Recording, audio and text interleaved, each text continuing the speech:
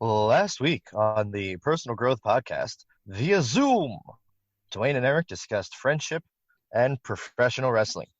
This week, the boys are technically in studio with Trevor Wilkie, a hip hop artist, writer, and self proclaimed motivator. Welcome to episode 31 of the Personal Growth Podcast. Thank you, announcer. He's a good announcer. I'm glad we got him. Yeah, I'm super stoked we got him too. So, Trevor, thank you for your willingness to hop on here with us. It was pretty much last minute notice. Thanks for the opportunity. Yeah, no, we're super stoked to have you on.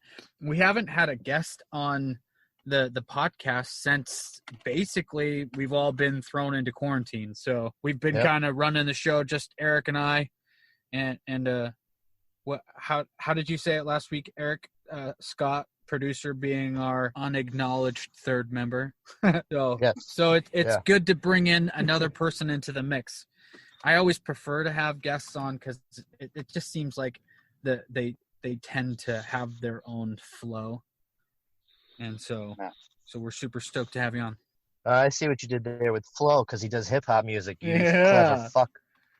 So Trevor, I reached out to you not too long ago, and I asked you if you would like to have a platform to put some writing out into the world via blogging, and you had thrown up your introduction blog not too long ago, and you were talking about some of your first experiences doing music live. Yeah. What was it, the Reef that you said that was at your first time? The first time. That was the first time it was like an official bill. You know, the flyers were handed out with our names on it. You know, I had performed at various house parties, college parties at different colleges, stuff like that on stage, but like makeshift stages that some kids in drama built for the party. I don't know.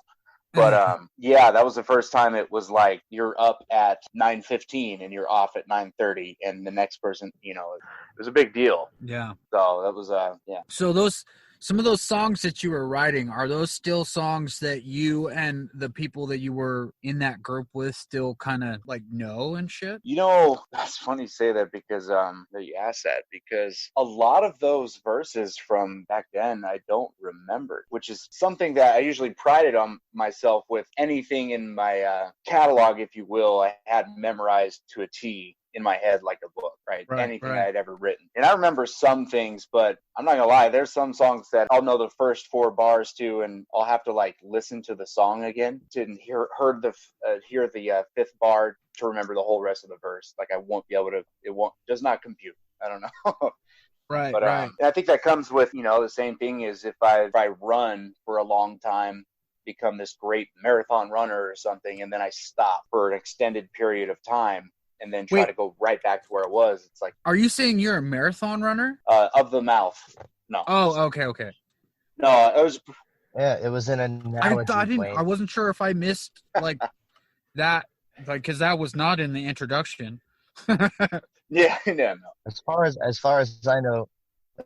I know, Diddy's the only rapper who runs marathons. Like P Diddy? Whoa, yeah. Pop culture reference. Damn right. So Trevor, let's give our listeners a little backstory, if you don't mind. If somebody was looking for you, like, hey, I want to listen to this guy's music, like, what's your quote unquote rap name? Like, are you in a group? Like, what's the origins, but not like, you know what I mean? Yeah. Where would people have heard of you? Well, started out, the name has always been, since I was 17, Right Chess, like write with a pen, chess like the game, right chess.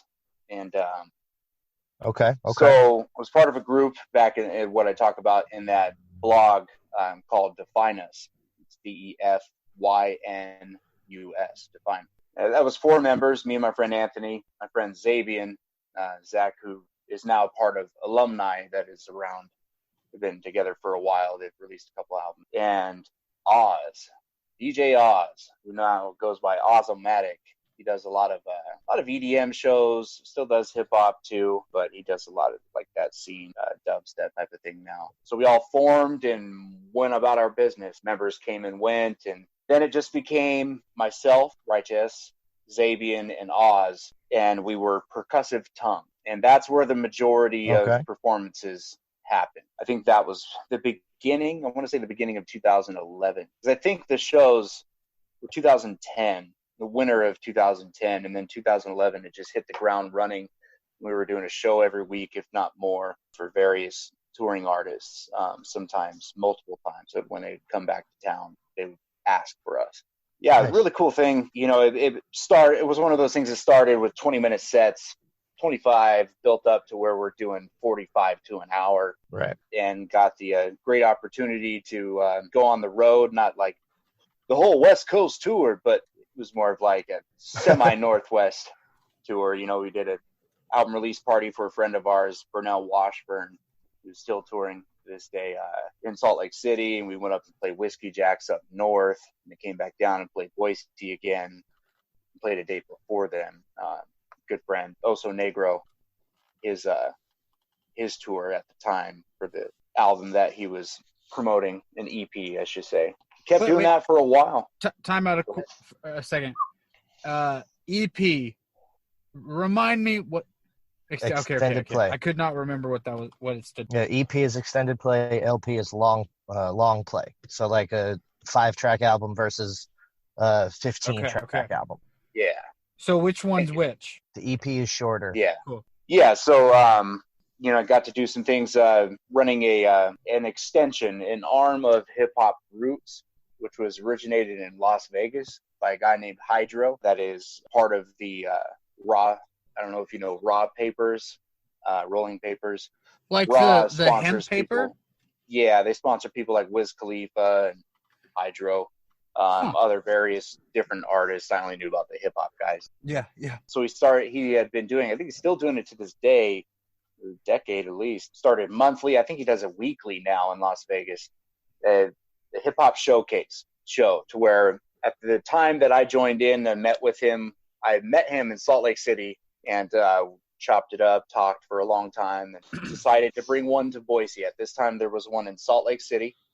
There was one soon to be in Boise, but there was one also in San Diego. And then I think they were getting one going in somewhere in Michigan. I don't know if it was Ann Arbor, but it's spreading, right? Trying to make it so that anyone involved with it could make a tour out of doing Hip Hop Roots. Right. So I started the chapter here in Boise, and we started doing that. Started out with, I brought Toki Wright from Rhymesayers Entertainment, who, you know, that is Atmosphere and, Yeah.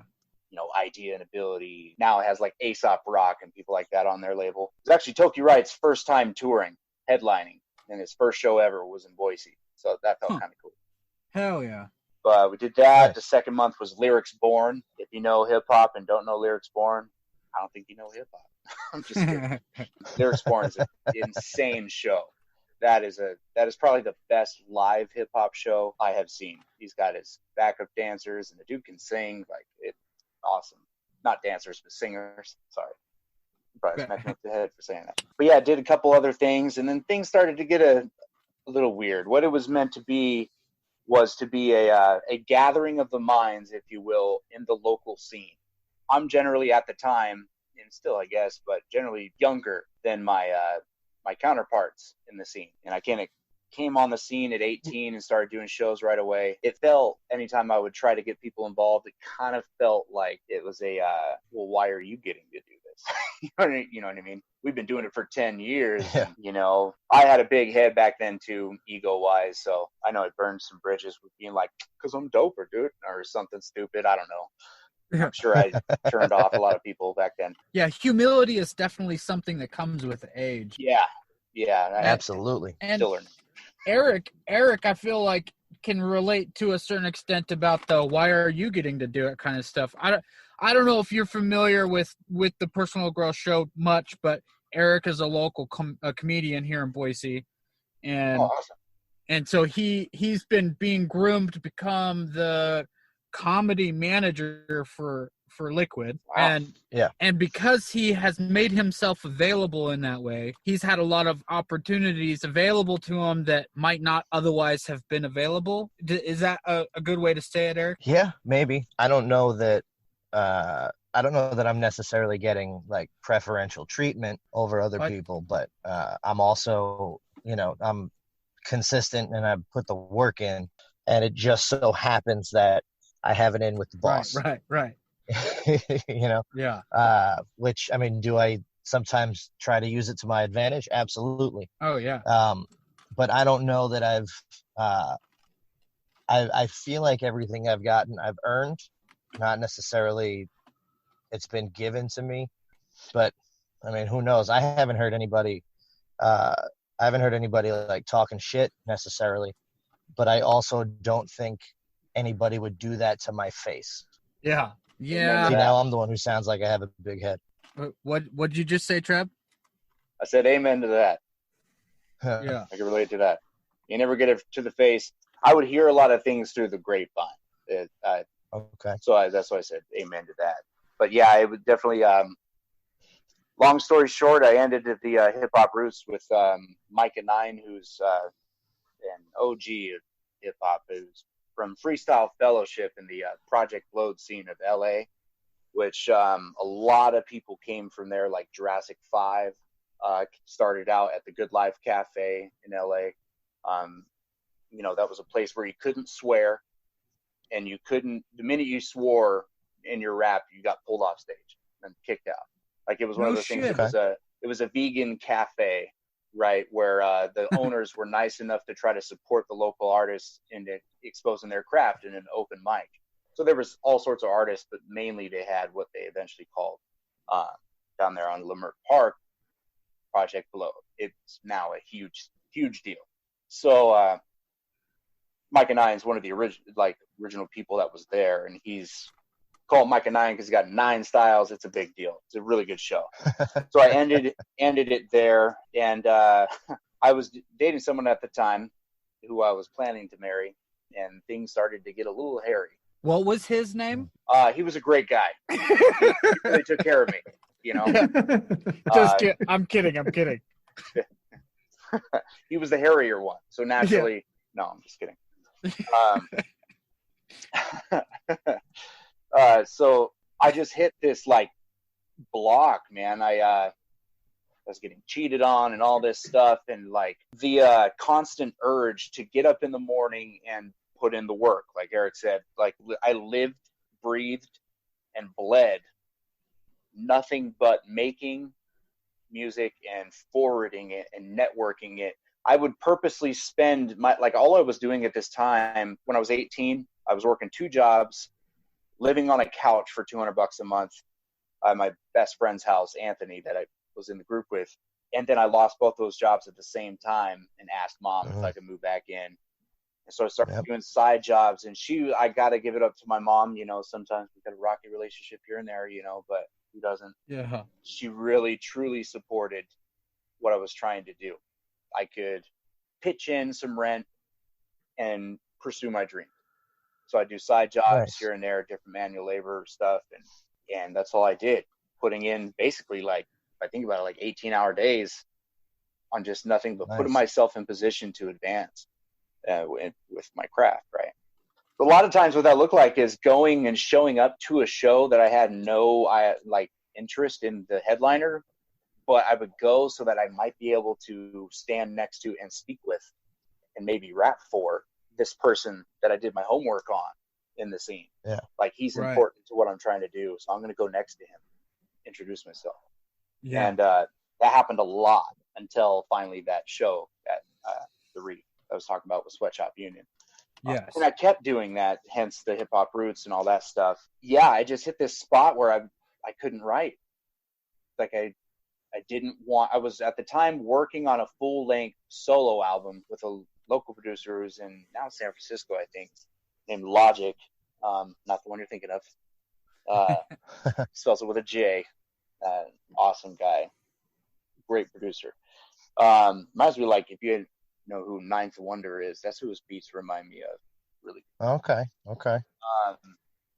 I'm going to time out real quick. Eric's real familiar with, like, pop culture stuff. Me, not so much. I enjoy a lot of stuff, but I couldn't tell you names or like sing the lyrics. Couldn't do it. But well, you know who that is. Him, and some of his beats sounded like Pete Rock too, and I was like in love at the time. That was exactly what I wanted to rap to, and so 16 songs. I had half of them done, and all of a sudden I was ready to close the album out, and I just